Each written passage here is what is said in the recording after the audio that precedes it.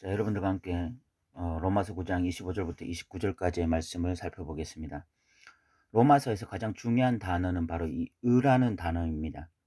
이 의라는 단어는 구약적인 개념을 가지고 있는데, 구약에서 이 의라는 것은 체다크라는 단어인데, 이 체다크라는 단어의 그 의미는 관계적인 개념입니다.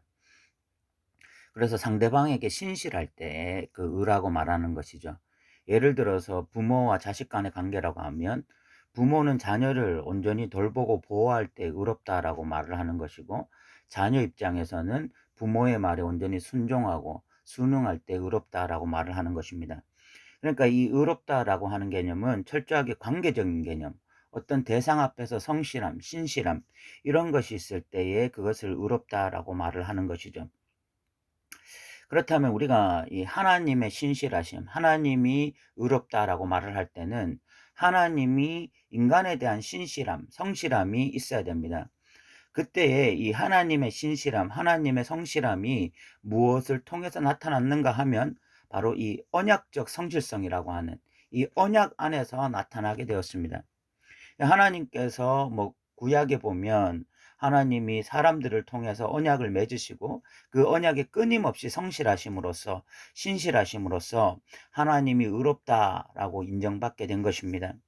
그래서 이것을 언약적 성실성이라고 이야기를 하는데, 그 언약적 성실성의 아주 대표적인 것이 이스라엘 백성들을 하나님이 끝까지 보호하시고 돌보시겠다라는 언약이었습니다.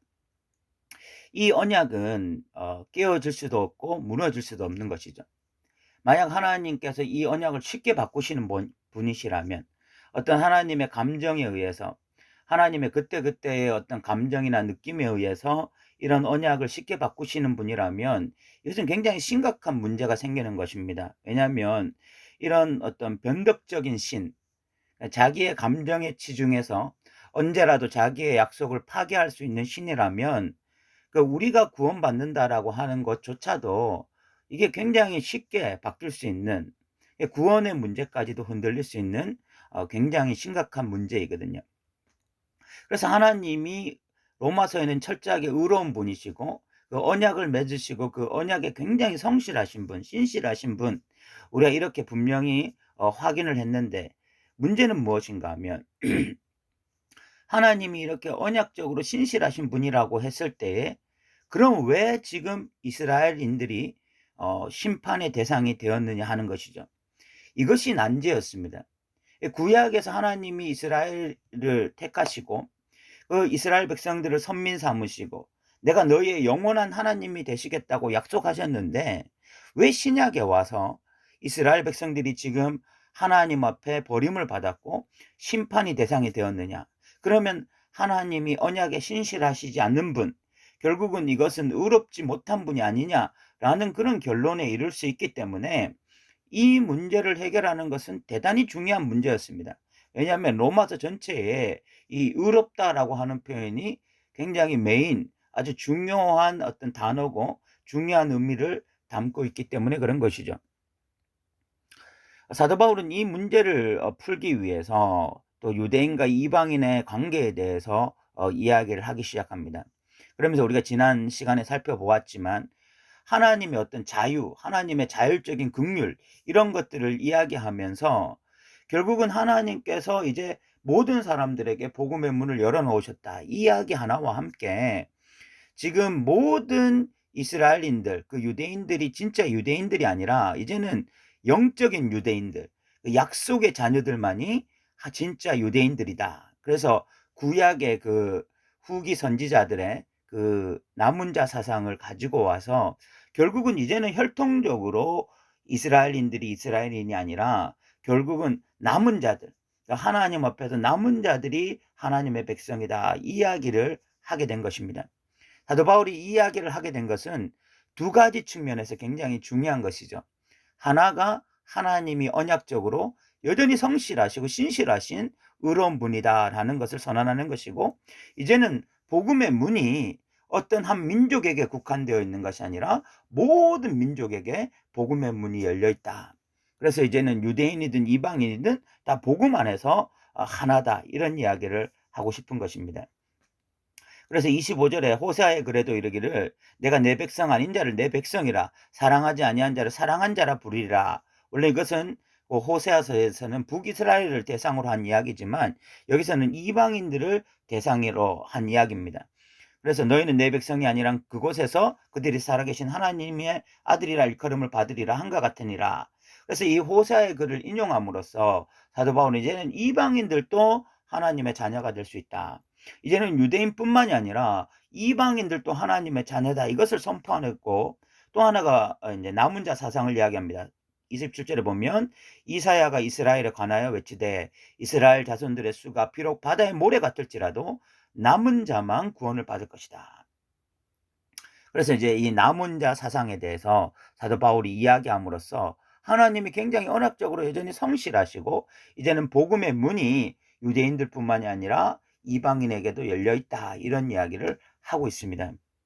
자, 그런데 이것이 뭐 로마서 전체 이제 이 9장부터 11장까지도 그렇고, 그리고 또 이 마태복음을 봐도 그런데 마태복음에서 이 마태복음 1장부터 10장까지는 친유대적인 어떤 복음서의 내용을 띠고 있습니다. 그래서 예수님께서도 뭐 그 이방인의 길로도 가지 말고 사마리아의 길로도 가지 말고 오직 이스라엘의 잃어버린 집에게로 가라, 이런 이야기가 그 1장부터 10장까지 친유대적인 어떤 그런 복음서의 성향을 띠고 있는데, 마태복음 11장부터 28장까지는 반유대적인 복음서로 바뀌게 되어집니다. 그러면서 그 유대인들에게 국한되었던 복음이 갑자기 11장부터 28장까지 이방인을 향한 복음으로 바뀌게 되어져요. 그래서 28장에 가면 모든 민족에게 복음을 증거하라, 이렇게 바뀌게 되어지죠.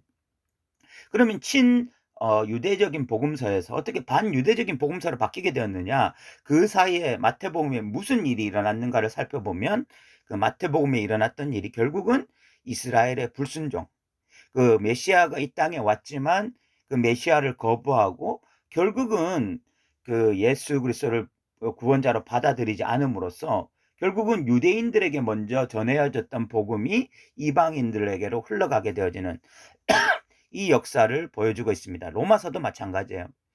결국은 이렇게 유대인과 이방인 이 두 부류 전체에게 이제 복음 안에서 하나로 이렇게 만들 수 있었던 것은 유대인들의 불순종이 있었다는 것이죠. 그리고 그런 유대인들의 불순종으로 말미암아 하나님의 언약적 성실성이 폐하해진 것이 아니라 그 유대인 중에서도 여전히 남은 자들은 하나님의 백성이 될 수 있다, 이 이야기를 하고 있어요. 결국은 제가 좀 이것을 통해서 말씀드리려고 하는 것이, 이스라엘이 버림받게 된 이유, 유대인들이 지금 하나님의 백성이 아니라 심판의 대상이 된 이유는 하나님의 조작에 있는 것이 아니라 유대인들의 불순종에 있었다는 사실입니다. 그 이야기는 앞으로 이제 로마서 이 9장 28절부터 해서 계속된 이 이야기, 그 9장 30절부터 해서 그 로마서 11장까지의 내용에 계속 그 이야기가 진행될 것입니다. 그러면서 그럼에도 불구하고 그 유대인들 중에서 남은 자들, 그 남은 자들은 여전히 하나님의 백성으로서 지금도 하나님의 백성답게 살아갈 것이다, 그런 이야기를 하고 있거든요. 그러면 이 유대인들 중에서 남은 자들이 누구일까요? 그 사람들이 바로 그 12 제자들이고 그 마가의 다락방에서 성령을 받았던 자들이고 사도행전에 보면은 뭐 예수를 구원자로 받아들인 그런 하나님의 백성들일 것입니다. 바로 그 사람들이 그 이제는 정말 남은 자로서 하나님 앞에 살게 되는 것이죠.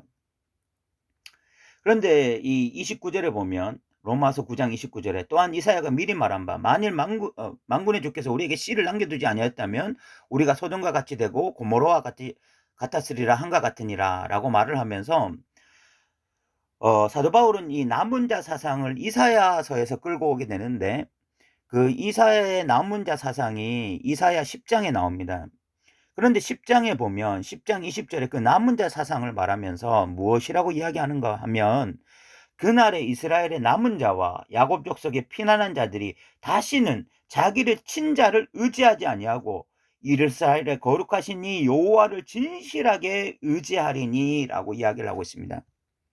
그러니까 그날에라는 의미에는 결국은 이 신약 시대를 의미하는 거거든요. 그런 신약 시대에는 결국은 이스라엘 백성들, 그 남은 자들은 자기를 친자라는 것은 결국은 강대국을 의미하는 거죠.